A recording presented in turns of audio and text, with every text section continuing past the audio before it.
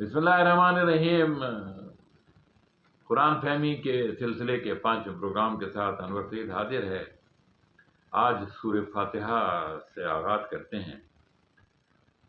اللہ تعالیٰ کے ہدایت سے حضور صلی اللہ علیہ وسلم نے مختلف صورتوں کے مختلف نام بیان کیے۔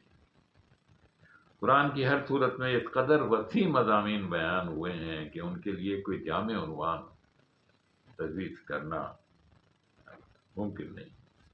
اس لیے حضور صلی اللہ علیہ وسلم نے اللہ کی رہنمائی میں نام تجویز کیے جو محض علامت ہے۔ سورہ فاتحہ سے اگر بات شروع کریں تو اس کا نام جو ہے اس کے مضمون کی مناسبت سے ہے۔ کسی شے کا افتتاح، دیباچہ اور آغاز، فاتحہ کے معنی۔ اسی طرح اس صورت بالکل ابتدائی زمانے کی صورت ہے، بلکہ سب سے پہلی مکمل صورت ہے۔ اس سے پہلے صرف متفرق آیات نازل ہوتی رہیں، جیسے سورہ علق۔ سورہ فاتحہ دراصل ایک دعا ہے۔ اگر واقعی قرآن مجید سے فائدہ اٹھانا ہے تو پہلے یہ دعا کرو۔ قرآن جو آگے سورہ بقرہ سے شروع ہو رہا ہے وہ جواب دعا ہے، اور دعا مانگنے کا جو طریقہ ہے، جو مہذب طریقہ ہے، یہ اس صورت میں سکھایا گیا ہے۔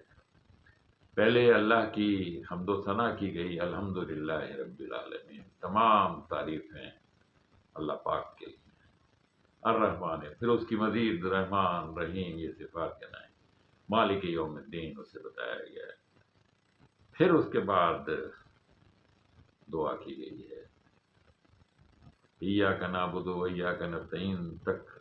پھر ہے اہدنا الصراط المستقیم، اے اللہ پاک ہمیں سیدھے راستے کی طرف لے جا، ہمیں سیدھے راستے کی رہنمائی کر۔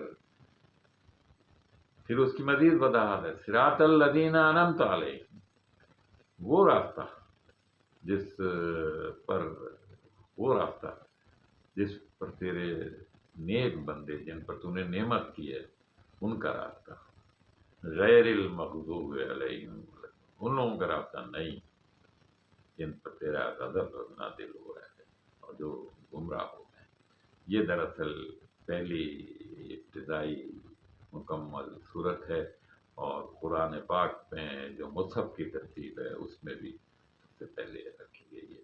انشاءاللہ اگلے پروگرام میں سورہ بقرہ سے شروع کریں گے۔ انور جی کو اجازت دیجیے، اللہ حافظ۔